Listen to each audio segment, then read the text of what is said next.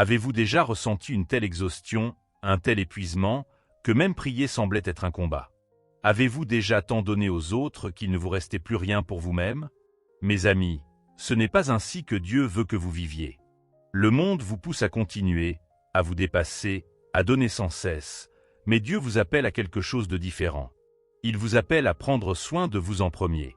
Ce n'est pas de l'égoïsme, c'est de la sagesse. C'est de l'obéissance. Même Jésus, le Fils de Dieu, prenait du temps pour se retirer, prier et se renouveler. S'il en avait besoin, combien plus en avons-nous besoin? Car lorsque vous vous négligez, lorsque vous ignorez les signes d'épuisement, vous ne vous faites pas seulement du mal à vous-même, vous affaiblissez votre capacité à servir, à aimer et à accomplir le dessein de Dieu pour votre vie. Aujourd'hui, je veux partager avec vous une vérité qui peut transformer votre vie. Dieu veut que vous preniez soin de vous en premier afin que vous soyez fort, rempli et prêt pour l'appel qu'il a placé sur vous. Plongeons dans sa parole et découvrons pourquoi le soin de soi n'est pas seulement une bonne idée, mais un commandement de Dieu lui-même. Vous devez être fort avant de pouvoir servir les autres. Trop souvent, nous croyons que nous vider complètement est la chose la plus sainte à faire, que sacrifier notre bien-être est ce que Dieu exige. Mais la vérité est que Dieu ne nous a jamais appelés à nous détruire au nom de l'aide aux autres. Il nous a appelés à être de bons intendants de la vie qu'il nous a donnée. Comment pouvons-nous porter les fardeaux des autres si nous nous effondrons sous le poids de notre propre épuisement? Comment pouvons-nous offrir des paroles d'encouragement lorsque notre esprit est obscurci par le stress, l'anxiété et l'épuisement? Même Jésus, le Fils parfait de Dieu, prenait du temps loin des foules. Il se retirait dans des lieux tranquilles, passant du temps dans la prière et le repos. Si Jésus lui-même avait besoin de renouveau, combien plus en avons-nous besoin? Le monde dans lequel nous vivons exige constamment plus de nous, plus de temps, plus d'énergie, plus de sacrifices. Il nous dit que prendre soin de soi est égoïste, que nous devons toujours être disponibles, toujours donner. Mais ce n'est pas la voie du Seigneur. Le dessein de Dieu pour nous inclut le repos, la guérison et la force. Il ne veut pas que nous fonctionnions à vide. Prendre soin de vous n'est pas un signe de faiblesse, c'est un signe de sagesse. Quand vous êtes en bonne santé, vous pouvez bien servir. Quand vous êtes fort, vous pouvez soulever les autres. Quand vous êtes rempli de la présence et de la paix de Dieu, vous pouvez verser dans ceux qui en ont besoin. Mais lorsque vous vous négligez, votre santé, votre esprit, votre âme, vous risquez de devenir inefficace, submergé et déconnecté du dessein même que Dieu vous a donné. L'ennemi de nos âmes veut que nous soyons faibles, épuisés et distraits, mais Dieu veut que nous soyons entiers, remplis et équipés pour son œuvre. Cela commence par prendre soin de vous en premier. Votre corps est un temple, honorez-le comme un don de Dieu. Trop souvent, nous prenons notre santé physique pour acquise, nous poussant à la limite sans considérer les conséquences. Nous négligeons le sommeil, remplissons notre corps de nourriture malsaine, ignorons les signes de stress et ne prenons pas soin de nous comme nous le devrions. Mais la Bible nous rappelle dans 1 Corinthiens 6, 19 à 20 que nos corps ne nous appartiennent pas. Ils sont le temple de l'Esprit Saint, achetés à un grand prix. Si Dieu valorise nos corps au point d'y résider, ne devrions-nous pas aussi les valoriser? Beaucoup de croyants se concentrent sur la vie spirituelle tout en négligeant leur bien-être physique, mais les deux sont profondément liés. Quand vous êtes fatigué, votre esprit est embrumé, vos émotions sont instables et votre capacité à servir efficacement est diminuée. Quand vous êtes en mauvaise santé, il devient plus difficile d'accomplir l'appel de Dieu sur votre vie. Prendre soin de votre corps n'est pas de la vanité, c'est de l'obéissance. C'est reconnaître que Dieu vous a donné un corps non seulement pour survivre, mais pour prospérer, pour être fort, pour avoir l'endurance nécessaire au travail qu'il a préparé pour vous. Pensez aux grands hommes et femmes de foi qui ont accompli la mission de Dieu. Ils ont voyagé, prêché, enduré des épreuves et affronté des défis qui exigeaient une résilience physique. S'ils avaient négligé leur corps, leur mission en aurait souffert. Il en va de même pour nous aujourd'hui. Que ce soit en dormant suffisamment, en mangeant sainement, en faisant de l'exercice ou simplement en ralentissant pour prendre soin de vous, honorer votre corps, c'est honorer le Dieu qui vous l'a donné. Lorsque vous traitez votre corps comme le temple de l'Esprit Saint, vous vous positionnez pour être utilisé par Dieu de manière encore plus grande. Jésus se reposait, priait et prenait du temps à l'écart. Nous devons suivre son exemple. S'il y avait quelqu'un qui aurait pu travailler sans relâche, c'était Jésus. Pourtant, dans les évangiles, nous le voyons se retirer des foules, se rendre dans des lieux tranquilles et privilégier le temps avec le Père. Il comprenait quelque chose que nous oublions souvent, l'occupation constante n'égale pas la fidélité.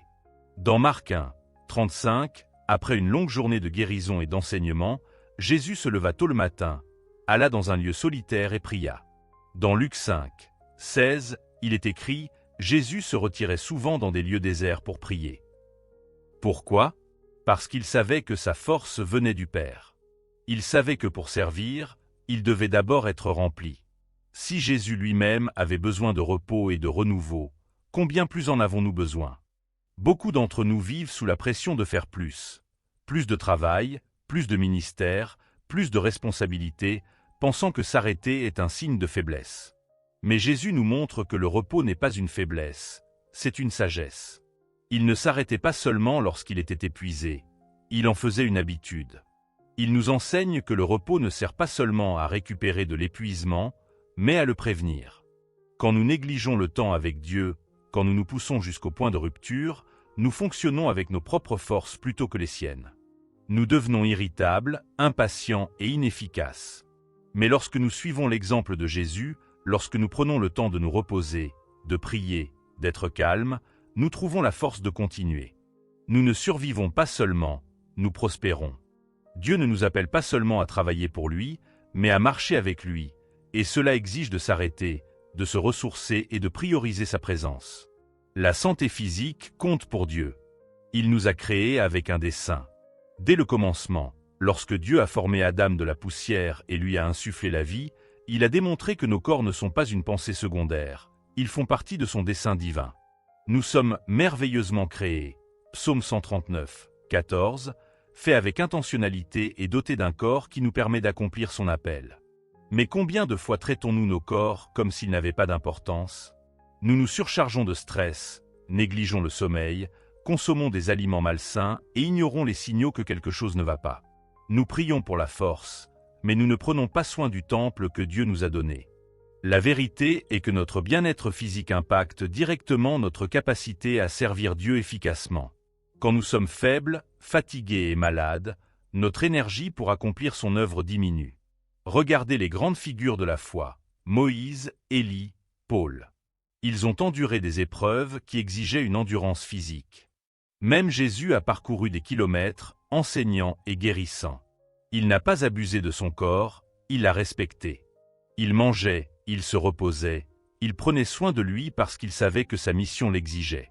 Dieu ne nous appelle pas à négliger notre santé au nom du sacrifice. Il nous appelle à être de bons intendants, à traiter nos corps comme des dons, à les nourrir et à les fortifier afin que nous puissions courir la course qui nous est proposée, Hébreux 12, 1. Prendre soin de votre santé n'est pas une question de vanité ou d'auto-indulgence, c'est vous équiper pour vivre le dessein de Dieu avec force, énergie et endurance. Le bien-être mental est vital. Un esprit anxieux ne peut pas entendre Dieu clairement. Dans le monde trépidant d'aujourd'hui, le stress, l'anxiété et les soucis semblent presque inévitables. Nous portons le poids de nos responsabilités, les pressions de la vie et les peurs de l'inconnu. Mais Dieu n'a jamais voulu que nous vivions dans un état constant d'anxiété. 2 Timothée 1, 7 nous dit « Car ce n'est pas un esprit de timidité que Dieu nous a donné, mais un esprit de force, d'amour et de sagesse. » Un esprit saint fait partie du don de Dieu pour nous, mais nous devons en prendre soin. Beaucoup de gens pensent que la foi signifie ignorer leur santé mentale, que tant qu'ils prient et lisent la Bible, ils n'ont pas besoin de s'occuper de leur stress, de leur épuisement ou de leurs fardeaux émotionnels. Mais ce n'est pas ainsi que Dieu nous a conçus.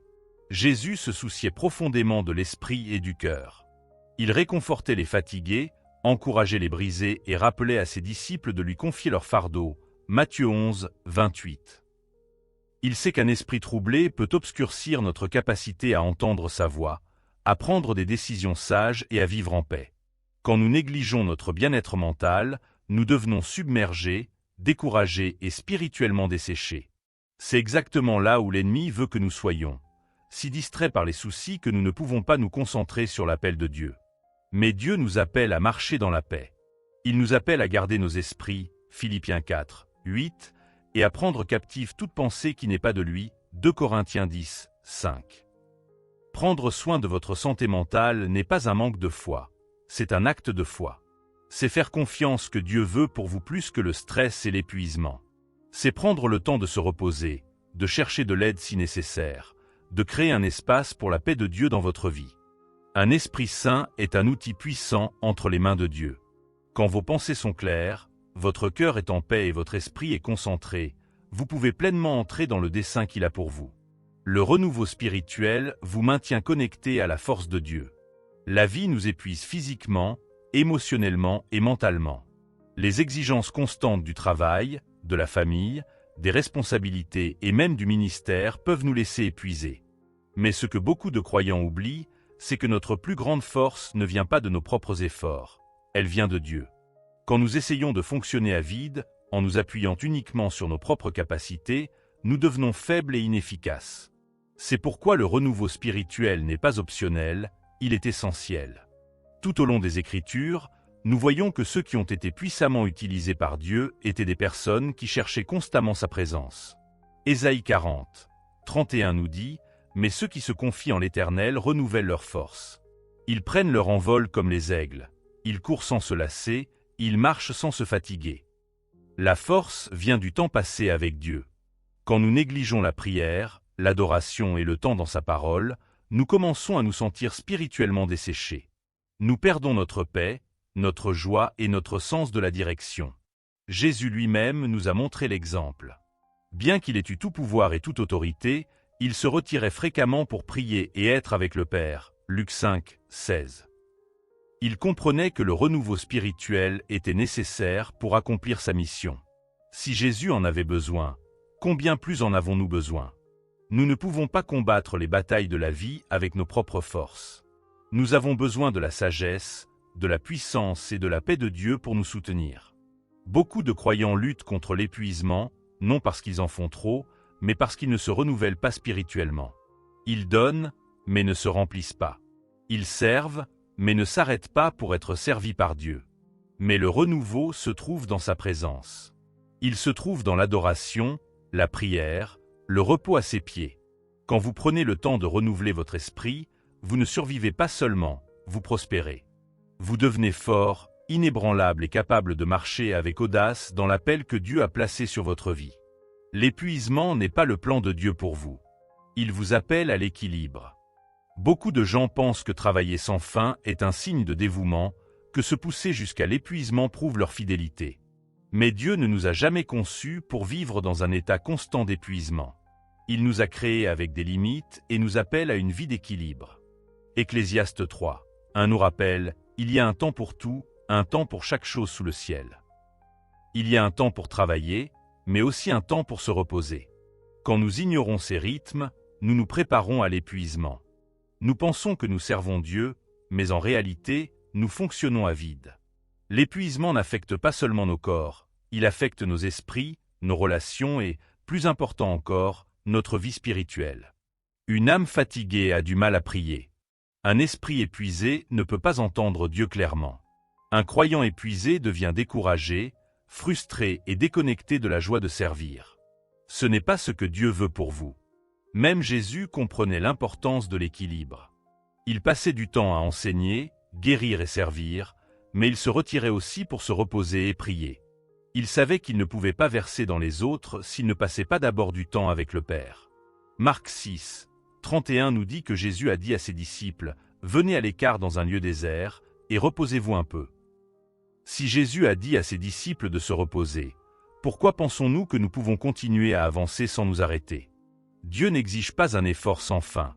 Il ne vous demande pas de vous épuiser au nom du ministère, de la famille ou du travail. Il vous appelle à une vie de sagesse, où vous servez avec passion, mais vous reposez aussi avec intention. Quand vous trouvez l'équilibre, vous évitez l'épuisement, vous restez fort, joyeux et efficace dans l'appel que Dieu a placé sur votre vie. Aimer les autres commence par comprendre comment s'aimer soi-même d'une manière pieuse. Jésus nous a donné le plus grand commandement dans Matthieu 22, 37 à 39. Tu aimeras le Seigneur, ton Dieu, de tout ton cœur, de toute ton âme et de toute ta pensée. C'est le premier et le plus grand commandement. Et voici le second, qui lui est semblable. Tu aimeras ton prochain comme toi-même. Nous nous concentrons souvent sur aimer Dieu et aimer les autres, mais nous oublions une partie clé, comme toi-même. Cela signifie que pour aimer les autres correctement, vous devez d'abord comprendre comment vous aimez vous-même de la manière dont Dieu l'entend. S'aimer soi-même ne signifie pas égoïsme, orgueil ou vanité. Cela signifie se voir comme Dieu vous voit. Cela signifie vous traiter avec la même bonté, patience et grâce que vous offrez aux autres. Trop de gens vivent dans l'autocondamnation, portant la culpabilité, la honte et des sentiments d'indignité. Ils croient qu'ils doivent constamment se prouver, ne s'autorisant jamais à se reposer, à guérir ou à être pris en charge. Mais Dieu ne vous a jamais appelé à l'autonégligence. Il vous a appelé au respect de soi. Regardez comment Jésus traitait les gens. Il guérissait les malades, réconfortait les cœurs brisés et restaurait ceux qui étaient tombés. S'il faisait cela pour les autres, pourquoi ne voudrait-il pas que vous receviez le même amour pour vous-même? Quand vous acceptez l'amour de Dieu pour vous, vous apprenez à marcher dans sa grâce, à prendre soin de vos besoins et à vivre dans un lieu de paix. La vérité est que vous ne pouvez pas verser d'une coupe vide. Si vous êtes toujours épuisé, vidé et accablé, votre capacité à aimer les autres en souffrira. Dieu ne veut pas que vous aimiez les gens depuis un lieu d'épuisement. Il veut que vous aimiez depuis un lieu de plénitude. Quand vous prenez soin de vous de la manière que Dieu désire, vous êtes mieux équipé pour servir, donner et aimer les autres avec un cœur plein et joyeux. L'ennemi attaque lorsque vous êtes faible. Restez fort grâce aux soins de soi. La Bible nous avertit dans 1 Pierre 5, 8, « Soyez sobres, veillez. Votre adversaire, le diable, rôde comme un lion rugissant, cherchant qui il dévorera. » L'ennemi est toujours à la recherche d'un moment de faiblesse, un moment où vous êtes épuisé, découragé et spirituellement vidé. C'est là qu'il frappe, lorsque vos défenses sont basses, lorsque votre esprit est submergé et lorsque votre cœur est lourd. Satan sait qu'un croyant fatigué est un croyant vulnérable. Quand vous êtes physiquement faible, vous manquez d'énergie pour résister à la tentation. Quand vous êtes émotionnellement vidé, votre patience s'amenuise et la frustration prend le dessus. Quand vous êtes spirituellement desséché, vous luttez pour entendre la voix de Dieu et commencez à douter de ses promesses. C'est pourquoi le soin de soi n'est pas seulement une question de se sentir mieux, c'est une question de rester fort dans la bataille. Regardez Jésus dans le désert, Matthieu 4, 1. Le diable est venu le tenter après 40 jours de jeûne, lorsque son corps était faible. Mais même dans cet état, Jésus avait été spirituellement fortifié par le temps passé avec le Père. Il a résisté à chaque attaque parce qu'il était rempli de la vérité de Dieu. C'est le genre de force dont nous avons besoin. Quand vous prenez soin de vous, quand vous vous reposez, priez et nourrissez votre corps et votre âme, vous vous fortifiez contre les stratagèmes de l'ennemi. Vous restez ferme dans la foi, prêt à résister à la tentation, au découragement et à la peur. L'ennemi veut que vous soyez faible, mais Dieu veut que vous soyez fort. Et la force vient lorsque vous priorisez les soins que Dieu vous appelle à prendre. Ne donnez pas à l'ennemi une prise. Restez fort, restez rempli et restez prêt pour la bataille. La prière et la méditation rafraîchissent l'âme. Ne les négligez pas. Dans l'agitation de la vie, il est facile de précipiter la prière ou d'oublier de prendre des moments tranquilles avec Dieu. Mais sans prière, sans temps dans sa présence, nos âmes deviennent fatiguées. Ésaïe 26, 3 dit « À celui qui est ferme dans ses dispositions, tu assures une paix parfaite, parce qu'il se confie en toi. » La paix parfaite vient lorsque nous fixons nos esprits sur Dieu, et cela se produit par la prière et la méditation sur sa parole. Jésus comprenait cela profondément. Peu importe à quel point il était occupé, il prenait toujours le temps de prier. Luc 5, 16 nous dit « Jésus se retirait souvent dans des lieux déserts pour prier. » Il savait que la prière n'était pas juste une tâche à cocher sur une liste, c'était sa source de force, de guidance et de renouveau. Si Jésus avait besoin de ce temps, combien plus en avons-nous besoin? Beaucoup de gens traitent la prière comme un dernier recours, se tournant vers Dieu seulement lorsque les choses vont mal. Mais la prière est censée être notre ligne de vie quotidienne, l'endroit où nous trouvons le repos pour nos âmes. C'est là que nous déposons nos fardeaux, recevons la sagesse et entendons la voix de Dieu. Et la méditation, réfléchir à sa parole, rester immobile devant lui, permet à sa vérité de pénétrer profondément dans nos cœurs. Quand nous négligeons la prière et la méditation, nous fonctionnons à vide. Nous devenons anxieux, agités et déconnectés de la paix que Dieu offre. Mais quand nous faisons du temps pour lui, même au milieu de nos emplois du temps chargés, il nous renouvelle. Il nous donne la clarté, la force et la capacité d'affronter tout ce qui vient. Ne laissez pas la vie vous éloigner de Dieu. Faites de la prière et de la méditation une priorité, et voyez comment il vous remplit de sa paix et de sa puissance. Les limites sont bibliques. Dieu ne veut pas que vous soyez vidés. Beaucoup de gens croient que dire oui à tout est la voie chrétienne, que donner, servir et se sacrifier constamment signifie qu'ils font la volonté de Dieu. Mais sans limite, vous finirez par vous retrouver épuisés, frustrés et incapables de servir efficacement. Dieu n'a jamais voulu que vous donniez jusqu'à ce qu'il ne vous reste plus rien. Il vous appelle à être sage avec votre temps, votre énergie et vos relations. Même Jésus établissait des limites. Il n'a pas guéri chaque malade en Israël. Il ne passait pas chaque moment avec les foules. Il se retirait souvent pour prier, Luc 5, 16, et choisissait un petit groupe de disciples dans lequel investir profondément. Quand le jeune homme riche s'est éloigné, Jésus ne l'a pas poursuivi, Marc 10, 17 à 22. Il comprenait sa mission et ne permettait pas aux demandes des autres de le détourner de ce que Dieu l'avait appelé à faire. Dieu vous a donné un appel, mais si vous dites oui à tout, vous n'aurez plus d'énergie pour les choses qui comptent vraiment. Proverbe 4, 23 nous dit « Garde ton cœur plus que toute autre chose, car de lui jaillissent les sources de la vie. » Garder votre cœur signifie établir des limites, savoir quand reculer, quand se reposer et quand dire non sans culpabilité. Les gens ne comprendront pas toujours vos limites, mais ce n'est pas grave. Vous n'êtes pas appelé à plaire à tout le monde, vous êtes appelé à obéir à Dieu. Quand vous prenez soin de vous, quand vous protégez votre temps avec lui, quand vous créez un espace pour vous reposer et être renouvelé, vous serez plus efficace, plus joyeux et plus disponible pour les choses qui comptent vraiment. Les limites ne sont pas égoïstes, elles sont nécessaires pour une vie de sagesse et de dessein. Servir les autres est important, mais vous ne pouvez pas bien servir si vous êtes vide. Beaucoup de chrétiens croient que plus ils donnent, plus ils sont spirituels. Ils pensent que se pousser au-delà de leurs limites, sacrifier le repos, ignorer leurs besoins personnels et dire oui constamment est ce que Dieu attend. Mais ce n'est pas vrai. Servir est important, mais servir depuis un lieu vide mène à l'épuisement, la frustration et le burn-out. Même Jésus, qui est venu non pour être servi, mais pour servir, Marc 10, 45, savait quand se retirer. Il guérissait, enseignait et accomplissait des miracles, mais il se retirait aussi, se reposait et passait du temps avec le Père. Pourquoi ? Parce qu'il savait que son efficacité dans le ministère dépendait de sa connexion à Dieu et de son propre bien-être. Si Jésus prenait le temps de remplir son esprit, combien plus en avons-nous besoin ? Regardez ce qui est arrivé à Marthe dans Luc 10, 38 à 42. Elle était si occupée à servir qu'elle est devenue anxieuse et frustrée, accusant même sa sœur Marie d'être paresseuse. Mais Jésus l'a doucement corrigée, disant « Marthe, Marthe, tu t'inquiètes et tu t'agites pour beaucoup de choses, mais une seule est nécessaire.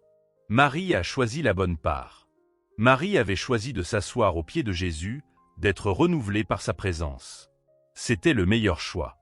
Dieu ne veut pas que vous serviez par obligation, épuisement ou ressentiment. Il veut que vous serviez avec joie, paix et plénitude. Cela ne se produit que lorsque vous prenez soin de vous en premier, lorsque vous vous reposez, priez, nourrissez votre corps et votre esprit. Quand vous êtes rempli, vous ne servez pas seulement, vous servez bien. Vous donnez à partir d'un trop-plein plutôt que de gratter le fond d'une coupe vide. Le vrai service vient d'un cœur qui a d'abord été rafraîchi par Dieu. Le repos n'est pas de la paresse, c'est une obéissance au dessein de Dieu. Beaucoup de gens se sentent coupables de se reposer, comme si ralentir signifiait d'être improductif ou perdre du temps. Mais le repos n'est pas un signe de faiblesse, c'est un acte de confiance en Dieu. Dès le commencement, Dieu a établi le principe du repos. Après avoir créé les cieux et la terre, il s'est reposé le 7e jour, Genèse 2, 2. Dieu avait-il besoin de repos? Non, mais il a donné l'exemple à suivre. Dieu a ordonné à son peuple d'observer le sabbat, non comme un fardeau, mais comme une bénédiction. Exode 20, 8 à 10 nous dit « Souviens-toi du jour du repos pour le sanctifier.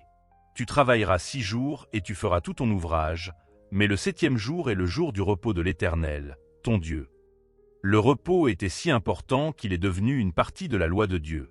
Pourtant, aujourd'hui, beaucoup de croyants ignorent ce principe, travaillant constamment, s'efforçant et se brûlant eux-mêmes. Ils pensent que se reposer signifie qu'ils sont infidèles, alors qu'en réalité, Refuser de se reposer est une désobéissance. Même Jésus se reposait. Il dormait pendant les tempêtes, Marc 4, 38, prenait du temps loin des foules, Marc 6, 31, et encourageait ses disciples à faire de même. Il ne se précipitait jamais dans la vie dans un état d'épuisement. Il avançait au rythme du Père, sachant que la véritable force vient du temps passé dans la présence de Dieu. Le repos n'est pas seulement une question de sommeil ou de pause. C'est une question de reddition.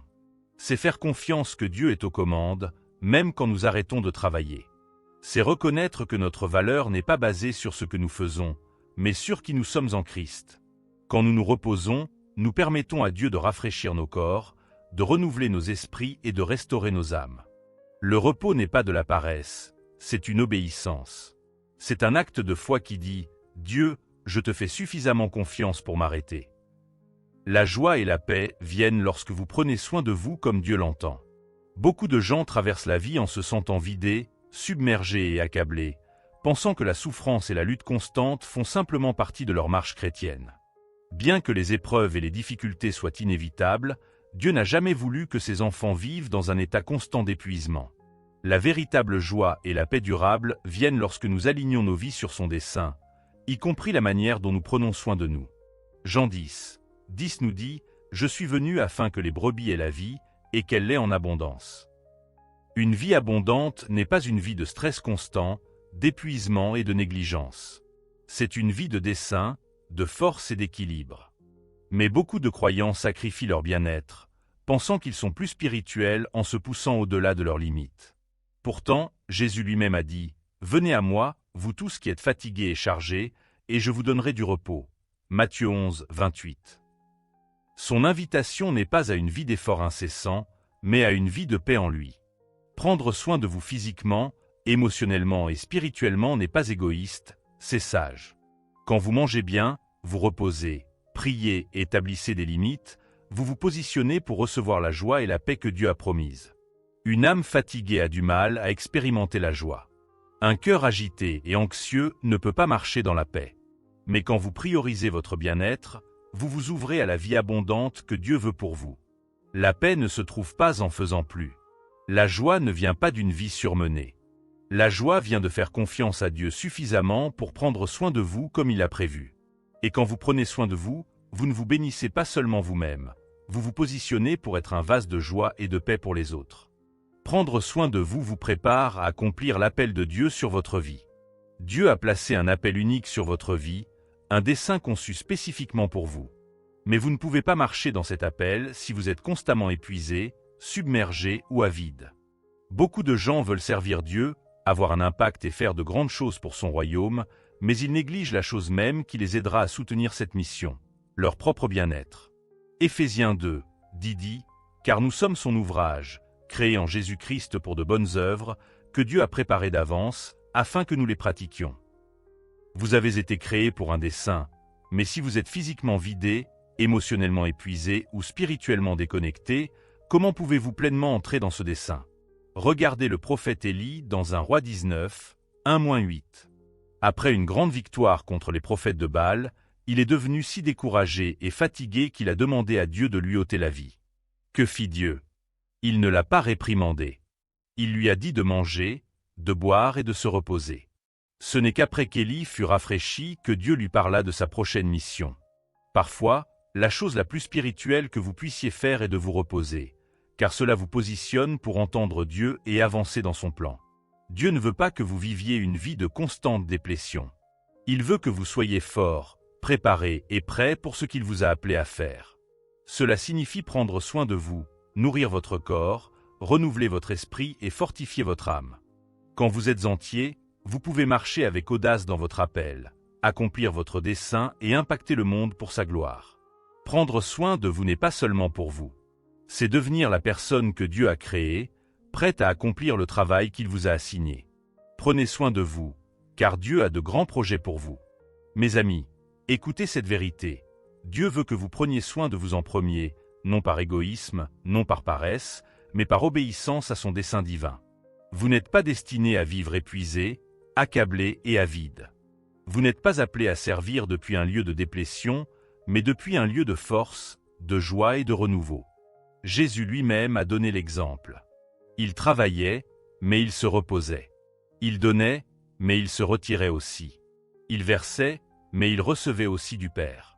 Si le Fils de Dieu avait besoin de temps pour le renouveau, combien plus en avons-nous besoin? Quand vous prenez soin de vous, vous honorez Dieu.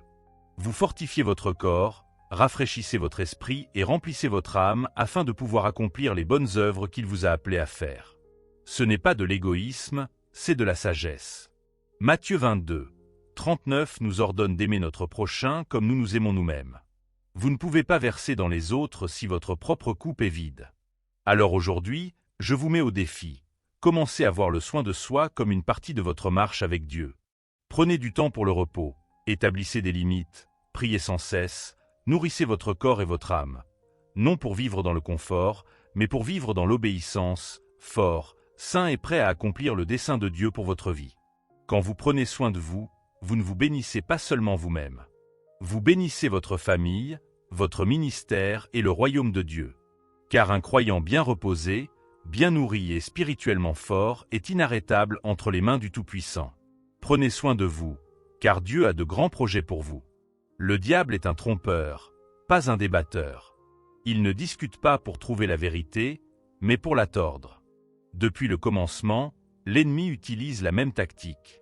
Il n'a pas approché Ève avec un mensonge flagrant, il est venu avec une question, Dieu a-t-il vraiment dit? Il n'a pas attaqué avec force, mais avec le doute. Et lorsqu'elle a engagé la conversation, elle a ouvert la porte à la tromperie. C'est ainsi que le diable fonctionne. Il n'a pas besoin de vous éloigner en un instant, il a seulement besoin que vous commenciez à raisonner avec le péché. Certains d'entre vous sont pris dans une bataille de mots avec l'ennemi, pensant que vous pouvez surpasser la tentation par la raison. Vous entretenez des pensées, vous débattez si quelque chose est vraiment mal, et avant que vous ne le réalisiez, vous avez glissé dans le compromis. Mais laissez-moi vous dire quelque chose. Vous ne gagnerez jamais un débat avec Satan. Il tord la vérité depuis le commencement des temps. Il sait manipuler, séduire la chair, faire passer les ténèbres pour la lumière. Et plus vous discutez, plus vous affaiblissez votre résolution. C'est pourquoi Jésus nous a donné l'exemple. Lorsqu'il fut tenté dans le désert, il n'a pas discuté. Il n'a pas dit « Discutons de cela, Satan ». Il a répondu avec la parole de Dieu, il est écrit. 3 mots qui ont réduit le tentateur au silence. Pas de débat, pas de raisonnement, juste la puissance de la vérité de Dieu. Et c'est ce que nous devons faire aujourd'hui. Au moment où l'ennemi vient murmurer, au moment où la tentation commence à résonner avec vous, au moment où la peur et le doute commencent à s'insinuer, fermez la porte avec la parole de Dieu. Vous ne vous engagez pas, vous ne l'entretenez pas, vous ne discutez pas. Vous restez ferme dans la vérité. Arrêtez de discuter avec les démons et commencez à leur résister. Arrêtez de débattre avec les ténèbres et commencez à déclarer la lumière de Christ. L'ennemi n'a aucun pouvoir sur le croyant qui reste ferme dans la parole de Dieu. Jésus n'a pas discuté. Il a déclaré la parole de Dieu. Imaginez la scène. Jésus avait jeûné pendant 40 jours et 40 nuits. Il était physiquement faible, épuisé et affamé. Et à ce moment précis, lorsque son corps était à son plus faible, Satan est venu avec ses tentations. Mais remarquez ceci, Satan n'est pas venu avec des menaces, ni avec des chaînes. Il est venu avec des mots. Si tu es le Fils de Dieu, ordonne que ces pierres deviennent du pain. Voyez-vous ce qu'il faisait? Il essayait de faire douter Jésus de son identité. Si tu es le Fils de Dieu. Il essayait de planter une graine de doute, de pousser Jésus à prouver quelque chose, à engager un débat. Mais Jésus n'a pas discuté. Il n'a pas entretenu le raisonnement du diable. Il a simplement déclaré, il est écrit, l'homme ne vivra pas de pain seulement, mais de toute parole qui sort de la bouche de Dieu. Encore une fois, Satan a essayé. Il l'a emmené au sommet du temple et a cité les Écritures lui-même. Oui, le diable connaît aussi la Bible, et il l'utilisera contre vous si vous n'êtes pas prudent. Si tu es le Fils de Dieu, jette-toi en bas, car il est écrit, il donnera des ordres à ses anges à ton sujet. Mais Jésus a vu clair dans la tromperie. Il n'est pas entré dans une discussion théologique, il n'a pas débattu des interprétations. Il a répondu avec autorité, il est écrit, tu ne tenteras pas le Seigneur, ton Dieu. Une fois de plus, Satan a essayé. Il a montré à Jésus les royaumes du monde et les a offerts en échange de l'adoration. Et Jésus, restant ferme, a déclaré « Va-t'en, Satan !» Car il est écrit « Tu adoreras le Seigneur, ton Dieu, et tu le serviras lui seul. » 3 tentations, 3 opportunités de discuter, mais au lieu de débattre, Jésus a déclaré la vérité. Il a brandi l'épée de l'Esprit, la parole de Dieu, et le diable n'a eu d'autre choix que de fuir. C'est la puissance de rester ferme sur la parole de Dieu. Certains d'entre vous sont épuisés de combattre la tentation parce que vous avez essayé de raisonner avec elle au lieu de la repousser. Vous vous êtes engagés dans des débats dans votre esprit, essayant de justifier ou d'expliquer votre sortie. Mais laissez-moi vous dire quelque chose. Le diable ne part pas parce que vous avez un bon argument. Il part lorsque vous restez ferme sur l'autorité de la parole de Dieu. Si Jésus lui-même, Dieu incarné, a choisi de ne pas discuter mais de déclarer les Écritures, combien plus devrions-nous faire de même? L'ennemi n'est pas intimidé par nos mots, mais il tremble devant la parole de Dieu. Alors, arrêtez de débattre, arrêtez de raisonner, et commencez à déclarer « Il est écrit ». Les démons prospèrent dans la confusion et le doute. Leur but n'est pas d'écouter, mais de tromper. L'ennemi ne s'intéresse pas à entendre votre raisonnement. Il ne cherche pas une discussion honnête. Il a un seul objectif, semer la confusion, tordre la vérité, vous faire douter de ce que Dieu a déjà dit. Depuis le commencement, la stratégie de Satan est la tromperie. Lorsqu'il est venu vers Ève dans le jardin d'Éden, il ne l'a pas forcée à pécher. Il l'a conduite dans la confusion. Il l'a fait douter de ce que Dieu avait ordonné. Dieu a-t-il vraiment dit? C'est tout ce qu'il a fallu, une simple question, une graine de doute, et dès qu'Ève a entretenu la conversation, elle était sur le chemin de la tromperie. La même stratégie est à l'œuvre aujourd'hui. Le diable murmure à votre oreille. Dieu a-t-il vraiment dit qu'il t'aime? Alors pourquoi souffres-tu? Dieu a-t-il vraiment dit qu'il te pardonne? Alors pourquoi te sens-tu encore coupable? Dieu a-t-il vraiment dit qu'il a un plan pour toi? Alors pourquoi tout s'écroule-t-il? Et lorsque vous commencez à écouter ces murmures, lorsque vous commencez à vous engager avec ces doutes, vous donnez à l'ennemi la possibilité de manipuler vos pensées. Plus vous entretenez les mensonges, plus vous devenez confus. Ce qui était autrefois clair devient trouble. Ce qui était autrefois ferme devient incertain. Regardez le monde aujourd'hui. La confusion est partout. Les gens ne savent plus qui ils sont, ce qui est bien ou mal. Ce n'est pas une coïncidence, c'est une stratégie de l'ennemi. La Bible dit « Car Dieu n'est pas un Dieu de désordre, mais de paix ». 1 Corinthiens 14, 33. Si Dieu n'est pas l'auteur de la confusion, qui l'est? Satan. Et pourtant, tant de gens pensent qu'ils peuvent discuter avec l'ennemi, qu'ils peuvent débattre pour arriver à la vérité. Mais vous ne discutez pas avec la confusion, vous la chassez avec la vérité. Vous ne vous asseyez pas à la table avec la tromperie, vous vous tenez sur le fondement inébranlable de la parole de Dieu. Jésus nous a avertis dans Jean 8, 44 que le diable est un menteur et le père du mensonge. Cela signifie que la tromperie est son langage, et la confusion est son arme. Mais nous n'avons pas à tomber dans son piège. Quand vous entendez la voix de l'ennemi murmurer le doute, ne répondez pas avec vos propres pensées, répondez avec la parole de Dieu. Quand la tentation essaie de tordre la vérité, ne vous engagez pas, repoussez-la au nom de Jésus. Car plus vous discutez, plus vous donnez à la confusion une prise, et la confusion mène au compromis, le compromis mène au péché, et le péché mène à l'esclavage. Arrêtez de discuter avec les démons. Arrêtez de vous engager avec le doute. Parlez la parole de Dieu et regardez l'ennemi fuir. Satan utilise la subtilité, tout comme il l'a fait avec Ève. Le diable vient rarement avec un mensonge évident. Il ne se présente pas avec des cornes et une fourche en criant « Suis-moi dans la destruction ». Non, il vient comme un ange de lumière. Il vient avec des suggestions subtiles. Il vient avec une tromperie enveloppée d'un peu de vérité. Il vient pour rendre le péché raisonnable, acceptable, voire bon. C'est exactement ce qui s'est passé dans le jardin d'Éden. Dieu avait donné à Adam et Ève un commandement clair. Tu ne mangeras pas de l'arbre de la connaissance du bien et du mal, car le jour où tu en mangeras, tu mourras certainement. Genèse 2, 17. C'était simple, clair, sans confusion, jusqu'à ce que le serpent arrive. Et comment est-il venu? Pas avec une épée, pas avec la force, mais avec des mots. Avec subtilité. avec persuasion. Dieu a-t-il vraiment dit? Cette petite question a suffi à planter le doute. Et puis il est allé plus loin, vous ne mourrez pas certainement. Car Dieu sait que, le jour où vous en mangerez, vos yeux s'ouvriront, et vous serez comme Dieu, connaissant le bien et le mal. Genèse 3, 4-5. Voyez-vous ce qu'il a fait? Il a rendu le péché raisonnable. Il a fait passer la rébellion pour de la sagesse. Il a tordu le commandement de Dieu en quelque chose qui semblait attrayant. Et Ève, au lieu de rejeter ses paroles, les a entretenues. Elle a regardé l'arbre, elle a considéré son fruit, et avant qu'elle ne s'en rende compte, elle était tombée. Le diable n'a pas changé de stratégie. Il opère toujours dans la subtilité. Il rend le péché raisonnable. Il murmure à l'homme d'affaires, « Tout le monde triche un peu sur ses impôts, ce n'est pas grave. » Il murmure au jeune couple, « Pourquoi attendre le mariage si vous vous aimez?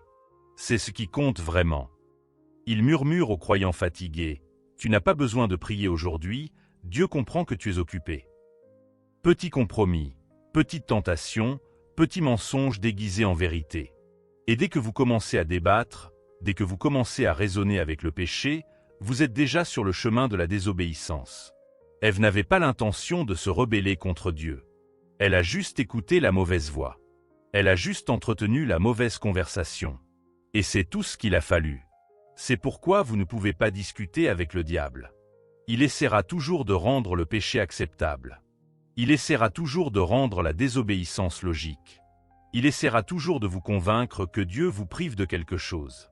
Mais écoutez-moi, le péché n'est jamais raisonnable. Le péché n'est jamais inoffensif. Le péché conduit toujours à la mort. Proverbe 14, 12 dit, « Il y a une voie qui semble droite à l'homme, mais son issue, c'est la voie de la mort. » C'est ainsi que l'ennemi fonctionne. Il fait paraître la mauvaise voie comme étant la bonne. Il rend le péché justifiable. Il rend le compromis inoffensif. Mais Jésus n'a pas discuté. Jésus n'a pas entretenu la tromperie. Quand le diable a essayé de lui offrir les royaumes du monde, il n'a pas négocié. Il n'a pas dit « Laisse-moi y réfléchir ». Il a fermé la porte immédiatement avec la parole de Dieu. Et c'est ce que nous devons faire. Ne discutez pas avec le péché. Ne cherchez pas à le justifier. N'entretenez pas la voix de l'ennemi. Dès qu'il essaie de tordre la parole de Dieu, fermez-le. Parlez la vérité. Déclarez les Écritures. Marchez dans l'obéissance. Car l'ennemi n'a pas besoin de vous détruire en un seul moment. Il a juste besoin que vous écoutiez. Et dès que vous commencez à raisonner avec le péché, vous marchez déjà vers lui. Arrêtez de discuter avec les démons. Arrêtez de justifier le compromis. Restez ferme sur la parole de Dieu, et vous ne serez pas trompés. Plus vous vous engagez avec les mensonges démoniaques, plus vous vous emmêlez dans la tromperie. Le diable n'est pas après votre argument, il est après votre esprit. Il sait que s'il peut vous faire entretenir ses mensonges, il peut tisser une toile de tromperie si forte que vous ne réaliserez même pas que vous êtes piégé avant qu'il ne soit trop tard. C'est ainsi que l'ennemi fonctionne. Il ne frappe pas soudainement, il emmêle lentement. Regardez ce qui est arrivé à Ève. Au début, elle écoutait simplement. Puis elle réfléchissait. Puis elle questionnait. Et avant qu'elle ne s'en rende compte, elle tendait la main vers le fruit. Cela ne s'est pas produit d'un seul coup. C'était un processus, un emmêlement lent, une tromperie si subtile qu'au moment où elle a agi, elle pensait probablement que c'était son idée. Et la même chose se produit aujourd'hui. L'ennemi vient avec un murmure, une pensée, un doute. Et au lieu de le rejeter, vous le considérez. Vous allez et venez dans votre esprit. Vous justifiez, vous rationalisez.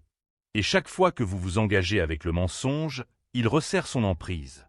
C'est pourquoi tant de gens aujourd'hui sont liés par le péché sans même s'en rendre compte. Ils ont passé tellement de temps à raisonner avec les ténèbres qu'ils appellent maintenant cela la lumière. Ils ont passé tellement de temps à débattre de la vérité qu'ils croient maintenant le mensonge. Ils sont emmêlés et ils ne le savent même pas. La Bible nous avertit à ce sujet dans 2 Corinthiens 11, 3. « Je crains que, comme le serpent a séduit Ève par sa ruse, vos pensées ne se corrompent et ne se détournent de la simplicité qui est en Christ. » Voyez-vous cela? La tromperie corrompt l'esprit, et cela commence toujours par s'engager avec la mauvaise voie. C'est pourquoi Jésus n'a jamais débattu avec les démons. Quand les démons lui parlaient, il ne discutait pas, il les chassait. Quand Satan l'a tenté, il n'a pas entretenu la conversation, il a déclaré la parole de Dieu. Et nous devons faire de même. Car dès que vous commencez à raisonner avec l'ennemi, vous avez déjà perdu du terrain. Vous pensez peut-être que vous avez le contrôle, mais la tromperie est comme du sable mouvant. Plus vous luttez avec elle, plus vous vous enfoncez. Plus vous essayez de raisonner avec elle, plus elle vous sert. Et certains d'entre vous savent exactement de quoi je parle. Vous avez lutté avec des pensées qui ne venaient pas de Dieu, mais vous les avez entretenues. Vous avez lutté avec le doute au lieu de le repousser. Vous êtes allé et venu avec la tentation au lieu de la fermer. Et maintenant, vous vous sentez coincé. Vous vous sentez emmêlé. Mais laissez-moi vous dire quelque chose. La vérité de la parole de Dieu peut vous libérer. Jésus a dit dans Jean 8, 32, « Vous connaîtrez la vérité, et la vérité vous affranchira. » Mais écoutez, la vérité n'est pas juste quelque chose que vous entendez, c'est quelque chose sur laquelle vous vous tenez. C'est quelque chose que vous déclarez. C'est quelque chose par laquelle vous vivez. Arrêtez de vous engager avec les mensonges de l'ennemi. Arrêtez d'entretenir ces tromperies. Arrêtez de donner de l'espace dans votre esprit à des choses qui vous mènent à l'esclavage. Rejetez le mensonge, déclarez la vérité, restez ferme sur la parole de Dieu. Car plus vous vous engagez avec les mensonges démoniaques, plus vous vous emmêlez. Mais dès que vous déclarez la vérité de Jésus-Christ, les chaînes commencent à se briser, la tromperie commence à se dissiper, l'emprise de l'ennemi commence à se relâcher. Et là où est l'Esprit du Seigneur, il y a la liberté. Arrêtez de discuter avec les démons. Ils ne viennent pas pour écouter, ils viennent pour emmêler. Mais la parole de Dieu est une épée qui tranche chaque mensonge. Et si vous vous accrochez à cette vérité, vous marcherez dans la victoire. Vous ne gagnez pas les batailles spirituelles en débattant avec l'ennemi. Le diable ne se soucie pas de la force de votre argument. Il ne se soucie pas de combien vous raisonnez, analysez ou débattez. Car les batailles spirituelles ne se gagnent pas dans le domaine de la logique, elles se gagnent dans le domaine de la foi. C'est pourquoi tant de croyants luttent. Ils pensent que s'ils peuvent mieux comprendre la tentation, s'ils peuvent raisonner leur sortie du péché, ils iront bien. Mais écoutez-moi, le diable n'est pas après votre intellect, il est après votre foi. Il n'a pas besoin de vous détruire avec une attaque s'il peut vous vaincre avec le doute. Les batailles spirituelles ne se gagnent pas en débattant, elles se gagnent en déclarant. Elles se gagnent en croyant. Elles se gagnent en restant fermes sur les promesses inébranlables de Dieu.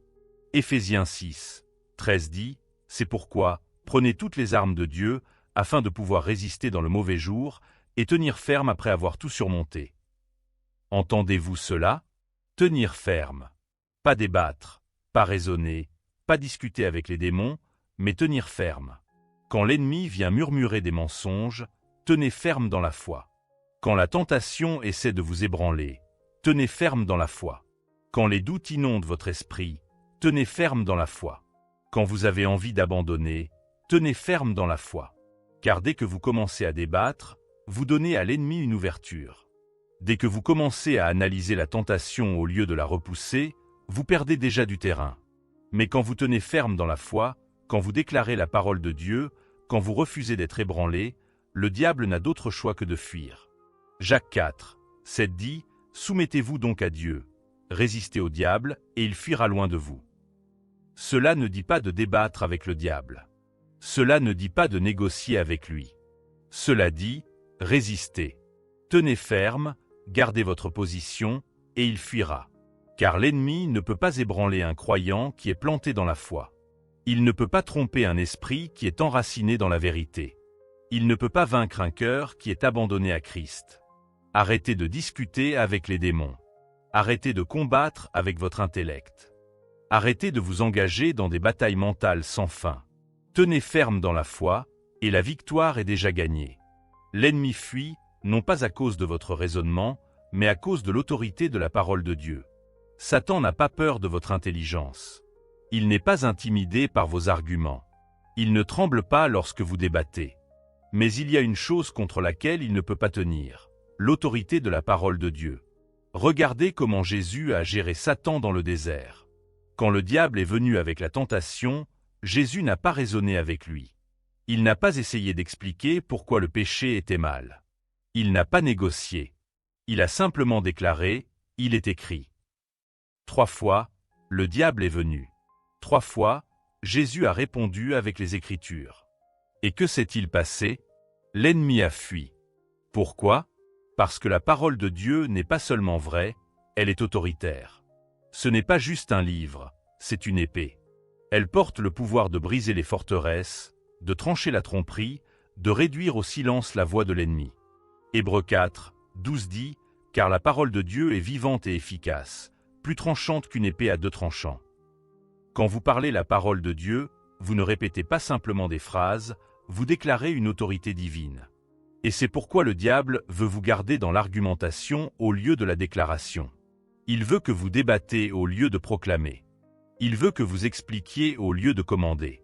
Car tant que vous êtes pris dans le débat, vous ne vous tenez pas dans l'autorité. Mais écoutez, vous avez reçu l'autorité en Christ. Luc 10, 19 dit « Voici, je vous ai donné le pouvoir de marcher sur les serpents et les scorpions, et sur toute la puissance de l'ennemi, et rien ne pourra vous nuire. » Cela signifie que lorsque l'ennemi vient contre vous, vous ne négociez pas, vous commandez. Vous n'expliquez pas, vous déclarez. Vous ne discutez pas, vous repoussez. Si la peur essaie de saisir votre cœur, déclarez « Dieu ne m'a pas donné un esprit de crainte, mais de puissance, d'amour et de sagesse. » 2 Timothée 1, 7. Si la tentation essaie de vous attirer, déclarez « Aucune tentation ne m'a saisi qui ne soit commune aux hommes. Dieu est fidèle, il ne permettra pas que je sois tenté au-delà de mes forces. » 1 Corinthiens 10, 13. Si l'ennemi murmure des mensonges de condamnation, déclarez « Il n'y a donc maintenant aucune condamnation pour ceux qui sont en Jésus-Christ. » Romains 8, 1. Arrêtez de discuter avec les démons. Ils ne craignent pas votre raisonnement, mais ils tremblent devant l'autorité de la parole de Dieu. Déclarez-la, tenez-vous sur elle, et regardez l'ennemi fuir. Plus vous entretenez la voix du diable, plus votre résistance s'affaiblit. L'ennemi est persistant. Il n'essaie pas toujours de vous abattre en un seul coup. Parfois, il vous use peu à peu. Il sait que s'il peut continuer à murmurer à votre oreille, s'il peut vous garder engagé avec ses mensonges, votre résistance s'affaiblira avec le temps. Certains d'entre vous luttent contre la tentation, non parce que l'ennemi est plus fort que vous, mais parce que vous n'avez pas arrêté de l'écouter. Vous avez laissé ces murmures rester dans votre esprit. Vous avez laissé la tentation s'installer trop longtemps dans votre cœur. Mais la Bible est claire, résistez au diable, et il fuira loin de vous. Jacques 4, 7. Ne vous engagez pas, ne débattez pas, n'entretenez pas sa voix. Quand la femme de Potiphar a tenté Joseph, il n'a pas pris le temps d'expliquer pourquoi il ne pouvait pas pécher. Il a fui. Il a refusé même d'entretenir la conversation. Et grâce à cela, il est resté fort dans le Seigneur. Arrêtez de discuter avec les démons. Arrêtez d'écouter la voix de l'ennemi.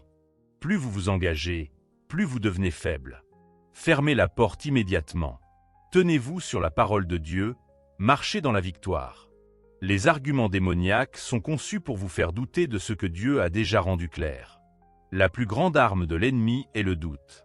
Il sait qu'il ne peut pas changer la vérité, alors il travaille pour vous faire douter d'elle. Il n'a pas besoin de détruire votre foi en un seul moment, il a juste besoin de planter l'incertitude dans votre cœur. C'est exactement ce qui s'est passé dans le jardin d'Éden. Quand Satan a approché Ève, il n'a pas dit « Dieu est un menteur ». Il a simplement demandé « Dieu a-t-il vraiment dit ?»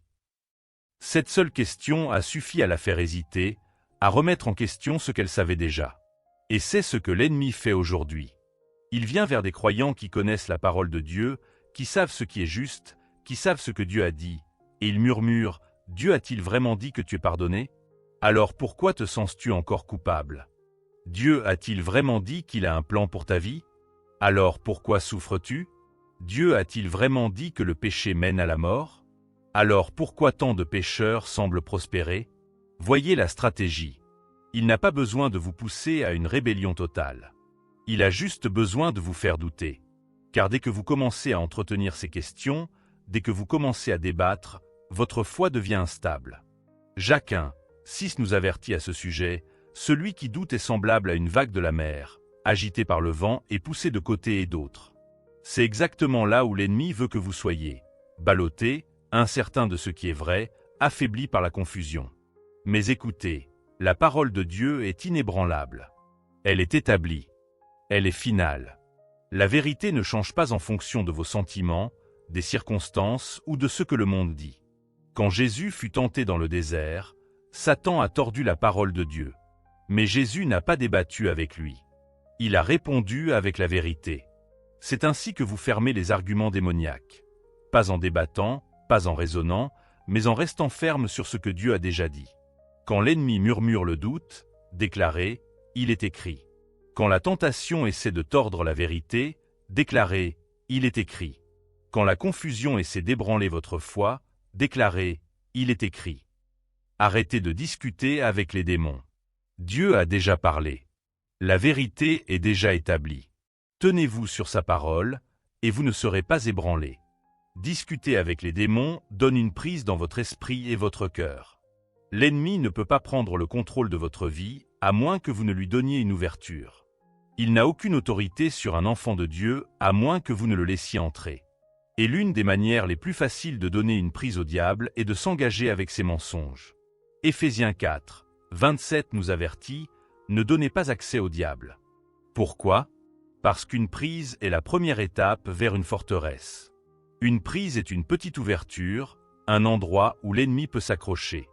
Et une fois qu'il a une prise, il travaille pour prendre plus de terrain. Certains d'entre vous luttent contre des forteresses aujourd'hui parce que vous n'avez pas fermé la porte quand l'ennemi a frappé pour la première fois. Vous l'avez laissé murmurer. Vous l'avez laissé remettre en question la parole de Dieu. Vous l'avez laissé raisonner avec vous. Et maintenant, ce qui a commencé comme une pensée est devenu une lutte constante. Mais j'ai une bonne nouvelle pour vous aujourd'hui. La puissance de Jésus-Christ peut briser chaque forteresse. 2 Corinthiens 10, 4 dit « Les armes de notre combat ne sont pas charnelles, mais elles sont puissantes par Dieu pour renverser les forteresses. » Comment renversez-vous une forteresse ? En coupant la prise, en refusant d'entretenir la voix de l'ennemi, en rejetant chaque mensonge et en le remplaçant par la vérité de Dieu. Arrêtez de discuter avec les démons. Arrêtez de leur donner de l'espace dans votre esprit. Arrêtez de permettre à leur voix de s'attarder dans votre cœur. Fermez la porte. Tenez-vous sur la parole de Dieu, marchez dans la victoire. S'engager avec les voix démoniaques affaiblit votre discernement spirituel. Plus vous écoutez l'ennemi, plus il devient difficile de reconnaître la voix de Dieu.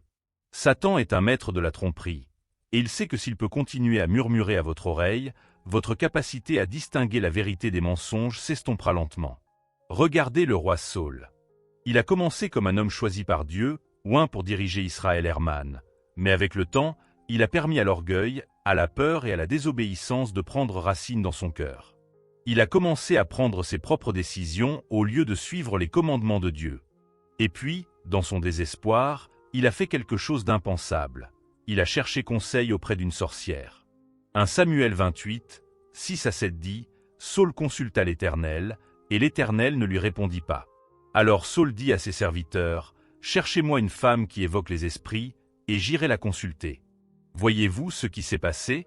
Il a ignoré la voix de Dieu pendant si longtemps que, lorsqu'il avait finalement besoin de guidance, il s'est tourné vers l'ennemi à la place.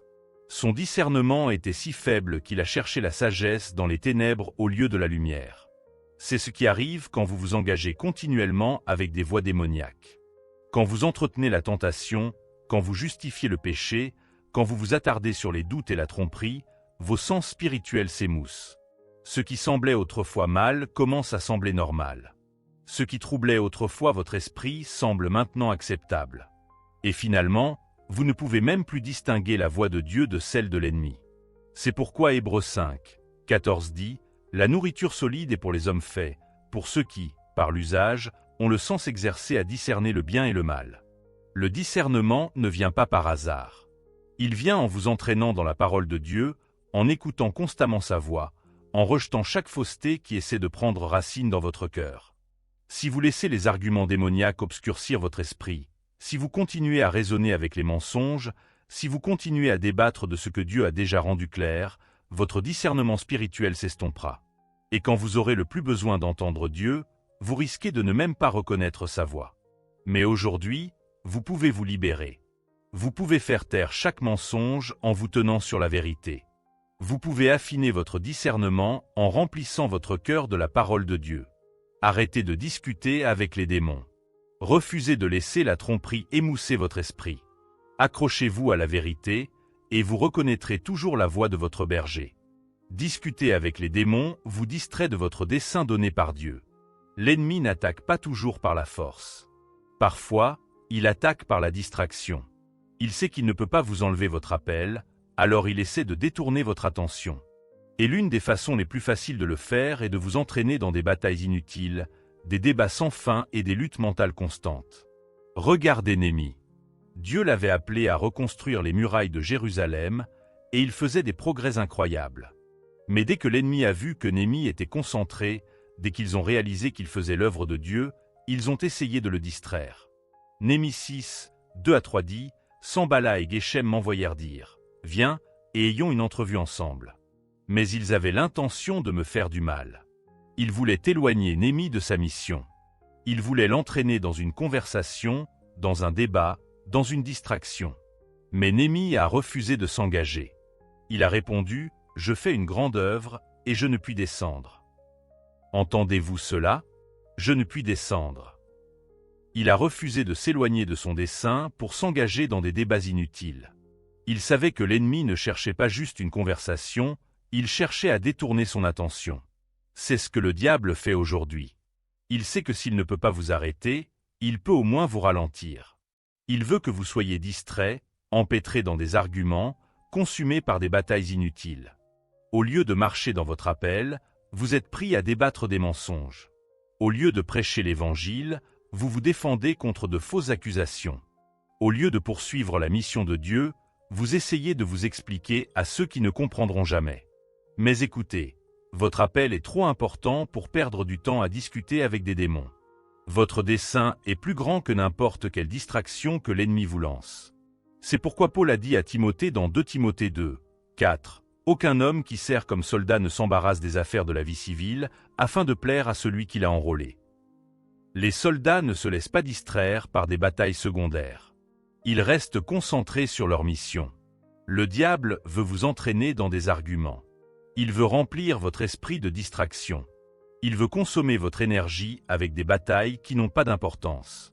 Mais aujourd'hui, vous devez déclarer comme Néhémie, « Je fais une grande œuvre et je ne descendrai pas. » Arrêtez de discuter avec les démons.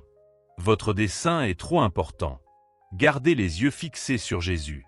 Avancez dans la foi. Discuter avec les démons draine votre force spirituelle et vous rend vulnérable. Les batailles spirituelles sont réelles et elles exigent une énergie spirituelle. Quand vous passez votre temps à débattre avec le diable au lieu de lui résister, vous gaspillez la force que Dieu vous a donnée. Au lieu de vous tenir dans la victoire, vous devenez spirituellement épuisé, vous exposant aux attaques. Regardez Élie. C'était un prophète puissant, un homme d'audace et de puissance. Il a fait descendre le feu du ciel, confronté les faux prophètes et était témoin de miracles incroyables. Mais après une longue bataille contre la tromperie et la méchanceté, il est devenu spirituellement vidé. Dans 1 Roi 19, 4, Élie, épuisé et découragé, a crié à Dieu, « C'en est assez, Éternel. Prends ma vie. » L'homme qui s'était tenu avec audace contre 450 prophètes de Baal était maintenant épuisé, vaincu, non par la force, mais par l'épuisement mental et spirituel. C'est ce qui arrive quand vous vous engagez avec l'ennemi trop longtemps. Au lieu de marcher dans l'autorité, vous devenez fatigué. Au lieu de tenir ferme, vous commencez à faiblir. Au lieu d'avancer, vous vous retrouvez découragé, vidé et faible. Et écoutez, l'ennemi le sait. Il veut vous garder occupé dans des batailles sans fin qui ne mènent nulle part. Il veut vous entraîner dans des arguments qui sapent votre foi. Il veut vous garder mentalement épuisé pour que, lorsqu'une véritable attaque arrive, vous n'ayez plus de force pour combattre. C'est pourquoi la Bible nous dit dans Ésaïe 40, 31, « Mais ceux qui se confient en l'Éternel renouvellent leur force. Ils prennent leur envol comme les aigles, ils courent sans se lasser, ils marchent sans se fatiguer. » Votre force vient de la présence de Dieu, pas de discuter avec l'ennemi. Si vous passez toute votre énergie à débattre avec des démons, vous n'aurez rien pour tenir ferme dans la bataille. Arrêtez de donner votre force à l'ennemi. Arrêtez de vous épuiser dans des débats spirituels inutiles. Votre victoire n'est pas dans l'argumentation, elle est dans le fait de rester ferme sur la parole de Dieu. Arrêtez de discuter avec les démons. Gardez votre force, restez remplis de l'esprit, marchez dans la victoire. L'ennemi n'est pas juste un menteur, il est le père du mensonge. Jean 8, 44 dit que le diable est un menteur et le père du mensonge. Sa plus grande arme est la tromperie, et son objectif est de t'éloigner de la vérité de Dieu et de t'enfermer dans l'esclavage du péché. Arrêtez de discuter avec les démons. Sa stratégie repose sur la tromperie, et chaque fois que vous vous engagez dans un débat avec lui, vous lui donnez l'opportunité de semer le doute et la confusion. Tenez-vous ferme sur la parole de Dieu, déclarez sa vérité avec autorité, et l'ennemi n'aura d'autre choix que de fuir. La victoire est déjà vôtre en Christ. Ne la gaspillez pas en arguments inutiles.